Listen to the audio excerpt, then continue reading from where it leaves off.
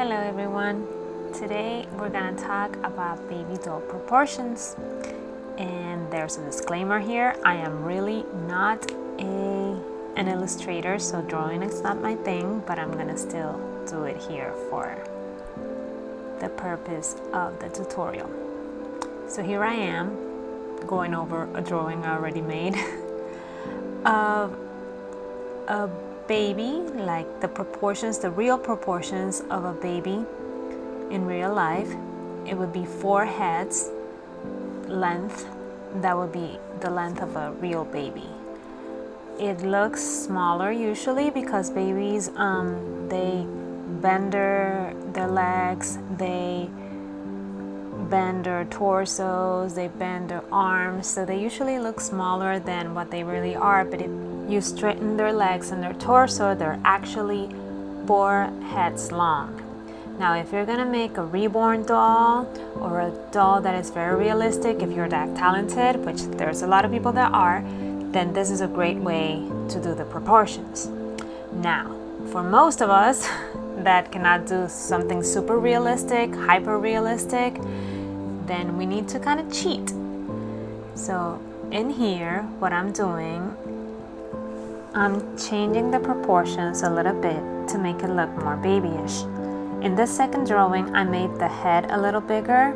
As you can see, the head goes over to the second division of those 4 divisions I made in the beginning.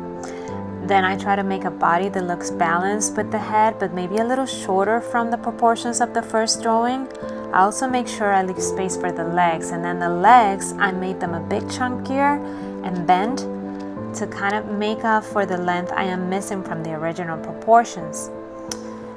Now this makes the drawing look more balanced, and also the baby look younger than the first baby we made.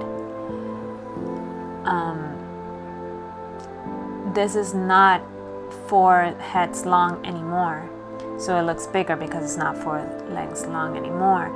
If you measure this, I mean, I'm gonna measure it with just my fingers, but by measuring just with my fingers, I calculate this baby drawing is about 2.75 heads long instead of the 4 heads long of the first drawing. This makes for a drawing that already looks more babyish, or at least younger than the first baby I drew. Now I know this is a drawing, but the same principle translates to dolls. If you analyze most baby dolls you see, you will find out that the ones that look the cutest or more baby-like are the ones that have slightly exaggerated the proportions of a baby. Now, editing here.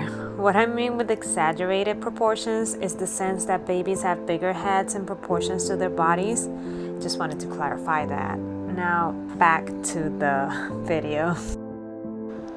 Now, I want to show you a third drawing of even more exaggerated proportions.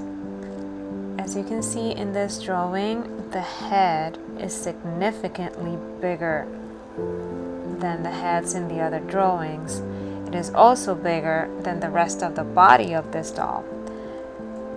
Now, to compensate on how minimal space I have for the legs, I start them a little higher on the torso.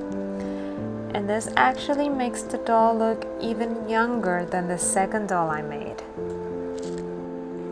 Now, this may look too cartoonish to some. You might prefer the second drawing. However, I have used both of these kind of proportions in my dolls with great results. They always look very cute and babyish, and that is ultimately the goal. You know, to make cute baby dolls that people love and want to buy.